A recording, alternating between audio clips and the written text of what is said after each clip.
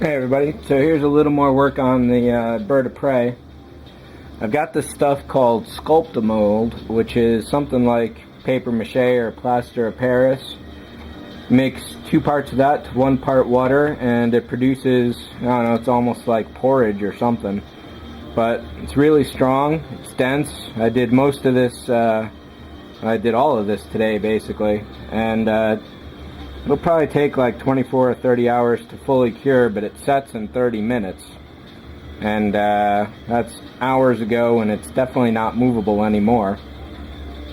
So what this has done is to completely firm up this bottom side. And for those of you that have been watching the other parts of this series, you know that I put a lot of popsicle sticks all around to kind of buttress the structure. And what that inadvertently did was all the contact points created dips to follow the popsicle sticks. So there's a few peaks and valleys on this whole surface. But now with a constant solid down on the inside, this is completely filled up, and now I should be able to get a really nice smooth surface going across everything. Putting the Sculpt-A-Mold on did reveal this weakness here, so I'm going to patch that up when I get to that. I'm going to let this sit for a couple days to allow this stuff to fully cure. And I didn't have to pull out the wires. However, you may remember that I had some, what was it, Sculpey that I had used all around. And basically with this stuff, I just pressed it in and that created a channel for the lights to sit. So I don't know whether I'll be gluing those in permanently. I hate the idea of sealing them in, but the model needs to be sealed anyway. So if any lights die, then they die. There's not going to be any way around it. So once I get the bottom row all set, I'll set up these for the ceiling lights, and just to make sure everything still works,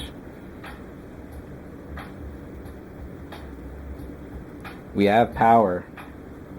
So before I wind up sealing the top on, I'll be checking that constantly. I've got to fix this copper into place somewhere. I'll probably just glue that down once it's dry, and we'll go from there. So I think that's it for this guy. Like I say, it'll be a few days before I get back to him, but I'm really happy about the way this has turned out, and getting this bottom done will allow me to really move forward on the whole rest of it. I don't know if I can seal up the top before I do the bottom, so we'll see about that. But maybe I can finally seal up these engines here. I'll have to think about that, make sure I'm not going to screw myself by gluing them solid and then realizing I need them after all. So that's it for the Romulan. I'll catch you sometime next week. See ya.